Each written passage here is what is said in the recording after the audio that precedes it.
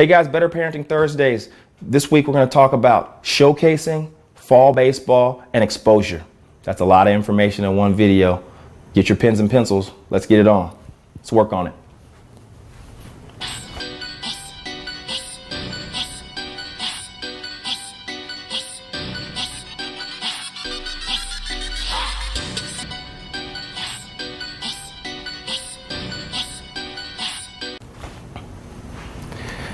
Once again, guys, it's Karl Carswell, Better Parenting Thursdays. I want to thank you guys for coming out. We're talking about showcasing, exposure, and fall baseball. As fall baseball comes around, it's one of my favorite times of the year. Number one, the weather's typically super nice for us in the fall. Number two, kids are back in school, so they're more focused. They're working on their homework after school. They have less time to waste. Practice is very efficient.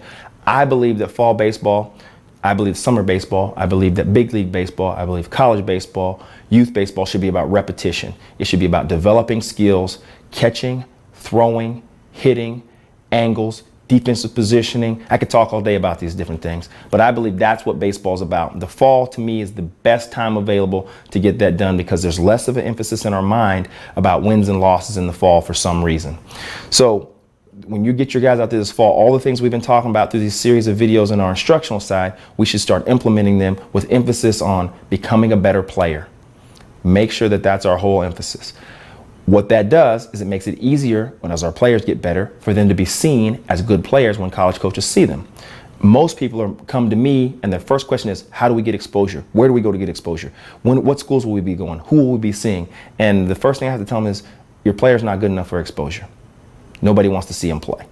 So we got to put all of our energy, instead of trying to market players, sell players, direct players to certain places, into developing the player. Make the player do the things necessary to be noticed. How do you get noticed, Karl? Very simple. Hit the ball better than everyone else, run faster than everyone else, throw the ball harder than everyone else, and catch the ball better than everyone else. If you do those four things, everybody's going to know who you are. If you don't do those four things, then do one of those really well. Once you get that mastered, you do two really well. Once you get that mastered, you do three really well, because we're always working on developing our game. That's how it works. So you got developing players in the fall, it's the time that's coming up, showcasing players, which means every time you go to play, your skills are being showcased, and exposure. You'll be exposed for the player you are, no matter what you think about exposure. Exposure is not being seen by coaches and getting scholarships. Coaches do mark names off the list. That means you've been exposed. Coaches do offer scholarships. That means you've been exposed. Exposure is not always good.